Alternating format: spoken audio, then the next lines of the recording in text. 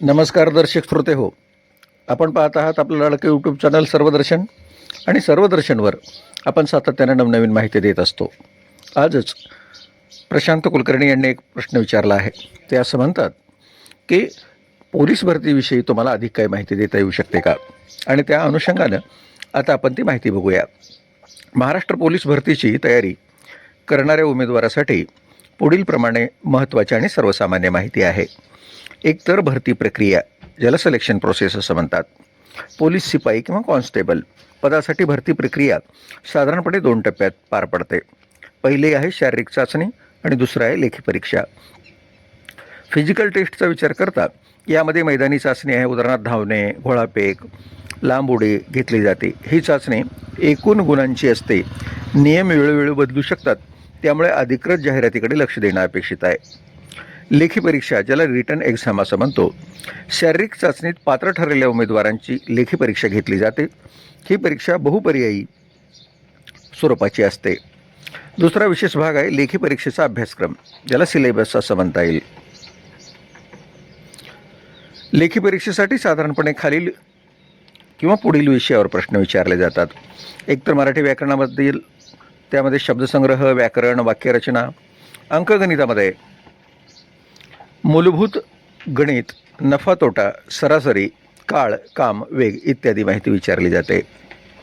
तर बुद्धिमत्ता चाचणीमध्ये तर्कसंगत प्रश्न, मालिका, कोडी हे विचारले जातात.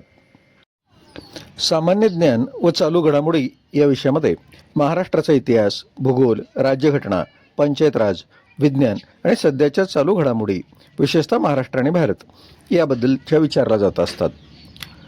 या सगळ्या परीक्षेमध्ये आपल्याला सहभागी व्हावं असं वाटतं आणि यशसुद्धा मिळवावं असं वाटतं, कारण या सगळ्या नोकऱ्या एकतर पक्क्या आहेत, दीर्घकालीन आहेत आणि त्यामध्ये सरासरी वेतन चांगलं आहे.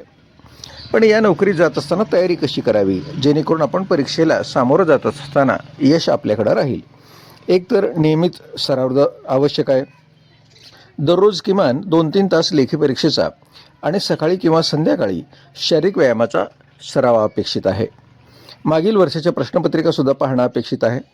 मागील वर्षाच्या म्हणजेच 5-10 वर्षाच्या प्रश्नपत्रिका सोडवल्यामुळे परीक्षेचे स्वरूप आणि प्रश्नाची काठिण्य पातळी लक्षात येत असते. एकंदरीत परीक्षेचे वेळापत्रक बघता सर्व विषयांना समान वेळ देणं अपेक्षित आहे. जो विषय कठीण वाटतो त्यावर अधिक भर द्या. चालू घडामोडीमध्ये दररोज वर्तमानपत्रे वाचा आणि महत्त्वाच्या घटनांचा भाग लक्षात ठेवा किंवा घटनांची नोंद करा. यानंतर महत्त्वाची टिप्स आहे तुम्हाला देत असताना की अधिकृत संकेतस्थळ जे आहे, महाराष्ट्र पोलीस भरतीबद्दलची कोणतीही अधिकृत माहिती जाणून घेण्यासाठी पोलीस रिक्रुटमेंट 2024-MAHIT MAHIT-ORG किंवा संबंधित घटकाच्या अधिकृत वेबसाईटला नियमितपणे तुम्ही भेट द्या. त्यासोबतच तुम्हाला या परीक्षेला सामोरं जात असताना स्वतःच्या आरोग्याची काळजीसुद्धा घ्यावी लागणार आहे. मैदानी चाचणीसाठी सराव करताना आहारावर लक्ष द्या आणि पुरेसा व्यायाम करा. अफवांकडे 100% दुर्लक्ष करा. सोशल मीडियावरील भरतीबद्दलच्या कोणत्याही अफवावर विश्वास न ठेवता फक्त अधिकृत सरकारी जाहिरातीवरच विश्वास ठेवा. मंडळी, तुमच्यापैकी ज्यांना अपेक्षा आहे आणि जे महाराष्ट्र पोलीस होऊ इच्छितात त्यांच्यासाठी ही तयारी अत्यंत आवश्यक आहे. खरं तर ही तयारी करत असतानाच पोलीस विभागाबरोबरच थोडासा अभ्यास वाढवला तर आपण रेल्वे पोलीस होऊ शकतो, सीमादल पोलीससुद्धा होऊ शकतो. इतर वेगवेगळ्या प्रकारच्या राखीव दलामध्ये सुद्धा आपणाला सहजासहजी जाता येईल. त्यासोबत आपण हिंदीमध्ये बोलण्याचा आणि हिंदीमध्ये लिहिण्याचा सराव करणं अपेक्षित आहे. एकंदरीत ज्यावेळा आपण केंद्र पातळीवर किंवा महाराष्ट्राच्या बाहेरच्या कुठल्या सुरक्षा दलाच्या परीक्षेत जाणार असाल तर हिंदी आणि इंग्रजीचं ज्ञान किंवा त्या प्रश्नपत्रिका त्यात सोडवण्याची तयारी आपली असली पाहिजे.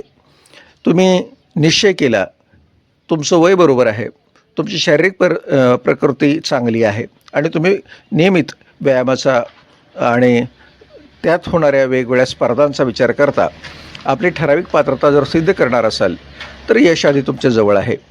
म्हणजेच संरक्षण दलाच्या नोकरीमुळं एकतर ज्यावेळा आपण अंगावर पेहराव घालतो त्याच वेळा एक वेगळा अभिमान राज्याबद्दलचा. आणि ज्यावेळा आपण केंद्रस्तरावरच्या कुठल्याही सुरक्षा दलाच्या नोकरीत निवडले जातो त्यावेळा देशाचा अभिमानसुद्धा आपणाला असतो. आणि एकदा का पेहराव आपण आपल्या अंगावर घेतला तर जीवनभर आपण राज्य आणि देशाची सेवा करावी ही मनातून भावना असते. म्हणजेच देशसेवा अधिक आपलं नियमित उत्पन्न चालू ठेवून आपण समाजसेवा करत करत आपला चारितार्थ भागवू शकतो. याही पलीकडं ज्यावेळा तुम्ही अशा नोकरीत जाता त्यावेळा तुमच्याकडं पदवी असेल आणि त्यानंतरही काही परीक्षा द्यायची तयारी असेल तर तुम्ही वरच्या वरिष्ठ पदावर सुद्धा जाऊ शकता. आणि मग ज्या पद्धतीनं आता पोलीस दलामध्ये आहेत तुम्ही तर किमान जमादार होता येतं, म्हणजे पोलीस हवालदार होता येतं. या पलीकडं PSI होता येतं आणि PI सुद्धा होता येतं. आणि याही पलीकडच्या वेगवेगळ्या पदावर तुम्हाला जाता येतं. म्हणजे तुम्ही सातत्यानं अभ्यास चालू ठेवणं, शारीरिक व्यायाम चालू ठेवणं, चालू घडामोडीची माहिती घेणं आणि विविध स्पर्धा परीक्षा ज्या वेळा येतात म्हणजे सेवेत असतानासुद्धा किंवा बाहेरच्यासुद्धा तर तुम्हाला त्याचा सराव करणं अपेक्षित आहे. चला तर मंडळी, तुमच्या या सगळ्या यशासाठी आमच्या शुभेच्छा. आणि लागा तयारीला, यश दारात येऊन थांबलेलं आहे. अद्यापपर्यंत जर आपण सर्वदर्शन यूट्यूब चॅनलला सबस्क्राईब केले नसेल तर विनंती आहे, आत्ताच सबस्क्राईब करा. आवडलेले सगळे व्हिडिओ पाहत रहा. धन्यवाद.